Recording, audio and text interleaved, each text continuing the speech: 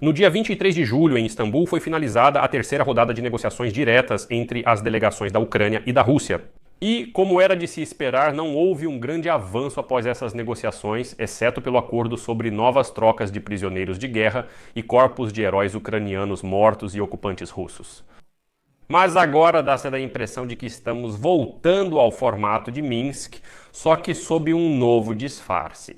Pelo menos o lado russo propõe criar 1 milhão de grupos de trabalho, que em formato online continuarão as negociações e supostamente prepararão gradualmente um encontro entre Volodymyr Zelensky e Vladimir Putin.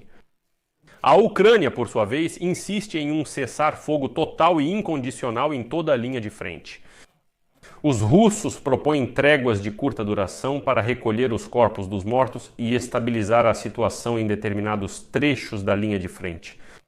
Além disso, o lado russo declarou que hoje foram discutidos os chamados memorandos sobre como cada uma das partes vê o fim da guerra. Mas as posições ainda estão muito distantes uma da outra, portanto, todas essas discussões vão continuar. O lado ucraniano declarou que está pronto para realizar uma reunião entre os líderes Zelensky e Putin, com a participação de Erdogan e Donald Trump já até o final de agosto.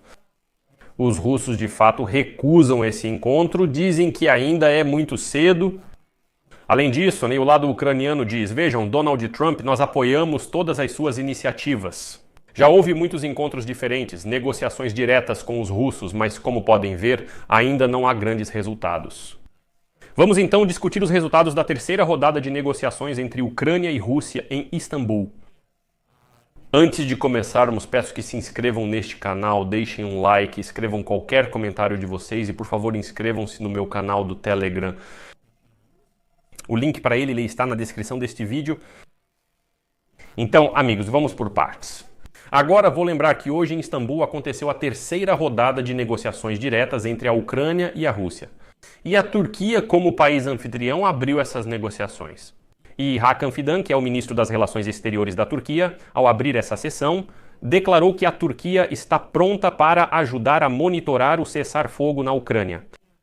O país tem a infraestrutura necessária para isso e, por isso, ele pediu para que Ucrânia e Rússia finalmente cheguem a um acordo sobre o cessar-fogo. Segundo ele, a Turquia também pode ajudar na realização de trocas de prisioneiros com uma metodologia mais estruturada. Citação: por ocasião das negociações de Istambul, temos a oportunidade de mostrar que a diplomacia e o diálogo são mais eficazes para alcançar a paz do que a confrontação e as armas. Temos a infraestrutura necessária no contexto do mecanismo de monitoramento, caso seja alcançado um acordo de cessar-fogo. Rustem Umerov, chefe da delegação ucraniana e atual secretário do Conselho de Segurança Nacional e Defesa da Ucrânia, já fez declarações sobre o assunto. E do outro lado, Medinsky. Lembro que recentemente Putin o elevou ao status de principal ideólogo do Kremlin. Vamos começar com as declarações ucranianas e depois analisaremos as russas. Significa? Umerov declarou que mais de 1.200 pessoas participarão da troca humanitária entre a Ucrânia e a Rússia. Ainda não foi informado quando isso acontecerá, mas foi relatado que as duas partes concordaram que os russos aceitaram devolver pessoas que estão em cativeiro há mais de 3 anos, incluindo gravemente feridos e jovens. Além disso, Ucrânia e Rússia concordaram em realizar trocas não apenas de militares, mas também de civis. Isso já está sendo declarado pelos propagandistas russos. Vamos voltar à posição da delegação ucraniana. A declaração soa assim: o trabalho na área humanitária continuará. Insistimos em um cessar-fogo incondicional. As prioridades para nós são o encontro dos líderes e a área humanitária. O que os russos dizem sobre isso? Pois é, os russos não querem um cessar-fogo completo. E como declarou hoje Medinsky, cito: nós mais uma vez propusemos ao lado ucraniano considerar a possibilidade de anunciar curtas tréguas na linha de frente para recolher os feridos e os corpos de seus soldados. Ou seja, os russos só querem pequenas pausas, mas não concordam de jeito nenhum com um cessar-fogo completo. Além disso, Umerov declarou que a iniciativa de Trump é apoiada pelo lado ucraniano. Já houve muitos encontros diferentes com os russos, há avanços na área humanitária, mas no que diz respeito à trégua, ao cessar-fogo, do lado russo não há nenhuma concessão. Além disso, como declarou Umerov, o lado ucraniano está sempre pronto para o cessar-fogo, mas a Rússia não quer isso. A Ucrânia propôs realizar uma reunião de líderes com a participação de Erdogan e Trump até o final de agosto. E aqui há um ponto importante, porque de fato, segundo Umerov, a Ucrânia propôs realizar uma reunião entre Zelensky e Putin até o final de agosto. E a seguir, a citação dele. Esse tipo de encontro pode desbloquear um progresso político real. A Rússia deve demonstrar disposição para isso, mas os russos não estão prontos para isso. Primeiro, Medinsky declara: o encontro dos líderes da Ucrânia e da Federação Russa deve ser o ponto final. Para esse encontro, é necessário trabalhar nas condições dos acordos e entender o que será discutido. Está claro o que discutir, mas os russos continuam enrolando. Putin, claro, tem medo de sair do seu bunker e ir para as negociações, como foi em maio.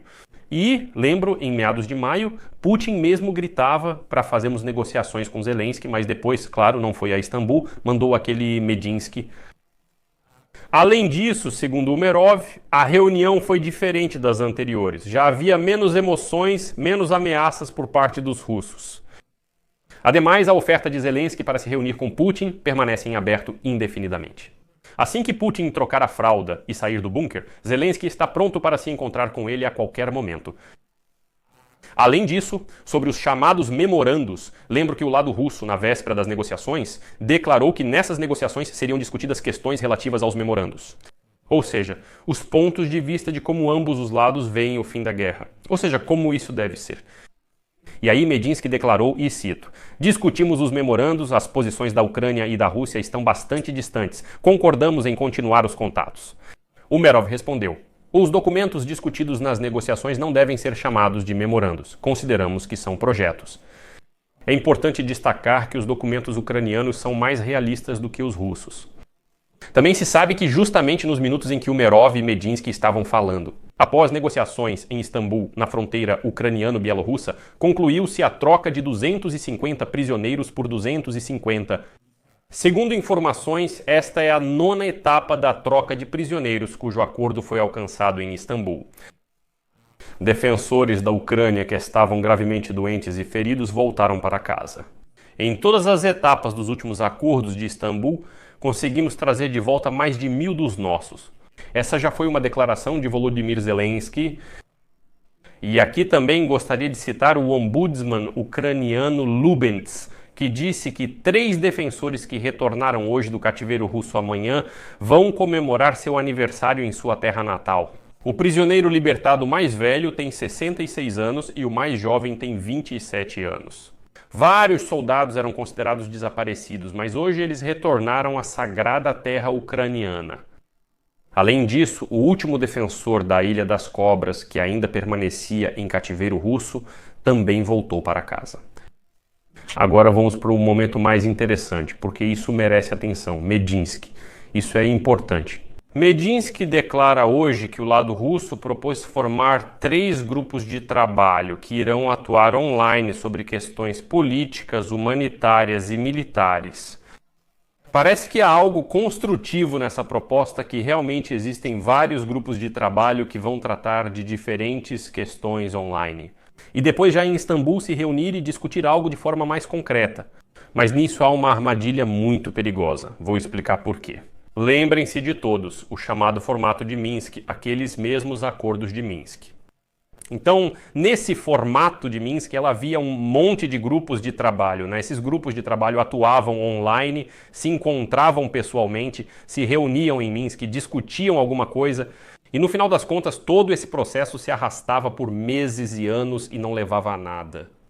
Assim que começa a divisão em alguns grupos de trabalho, isso indica que o processo vai ser prolongado ao máximo. A delegação ucraniana já disse várias vezes: ouçam, vamos organizar um encontro entre Putin e Zelensky, tudo bem, com a mediação de Erdogan e Trump, e lá discutir tudo de forma concreta. Tá tudo na superfície, tudo está na superfície. Mas os russos, para atrasar o processo, dizem: vamos criar um monte de grupos de trabalho, depois vão ter subgrupos de trabalho, depois subgrupos. Tudo isso vai ser só uma enrolação, longos processos de aprovação e assim por diante. Isso lembra muito o formato de Minsk, só que agora eles provavelmente vão chamá-lo de formato de Istambul e corremos o risco de ficar presos nesse processo.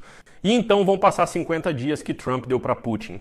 Os russos dirão: vejam, o processo está em andamento, com muitos grupos de trabalho atuando, algo está sendo desenvolvido e assim por diante. Por isso, digamos, nos deem mais algum prazo. Essa é a situação em que não podemos cair. Há grupos de negociação bem definidos de ambos os lados que se encontram e discutem. Não são necessários subgrupos de trabalho. Mais uma vez, assim que começa a divisão em subgrupos, acabou. Isso é o máximo para procrastinar. Por fim, ressalto que a mídia russa está divulgando boatos sobre um encontro bilateral entre os chefes das delegações ucraniana, Rustem Umerov, e russa, Vladimir Medinsky, em Istambul. Supostamente, após as negociações principais, eles se encontraram secretamente pessoalmente para conversar sobre algo. Isso é falso, porque fontes agora informam que, na verdade, nenhum encontro aconteceu. Propagandistas russos, citando algumas de suas próprias fontes, espalharam a informação de que Umerov e Medinsky estariam supostamente realizando uma reunião bilateral no Palácio Tiran, em Istambul. Mas essas fontes ucranianas dizem que não houve um encontro tete-a-tete entre Umerov e Medinsky. Como da última vez, houve uma breve reunião preparatória entre 3 pessoas. Foram Umerov, Fedan e Medinsky, os chefes das delegações e o lado anfitrião. Não houve negociações bilaterais entre Umerov e Medinsky. Obviamente, os russos têm interesse em promover a narrativa de que Umerov e Medinsky estão discutindo algo pessoalmente e em segredo.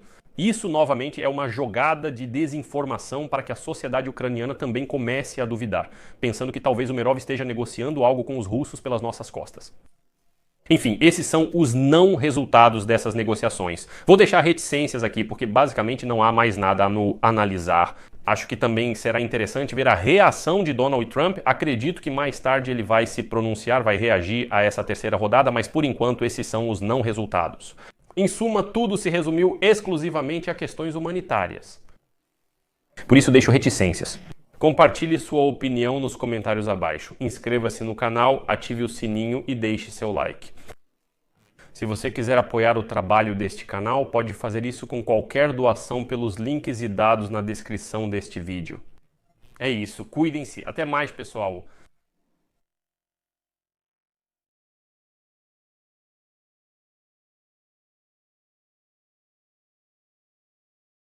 Legenda criada por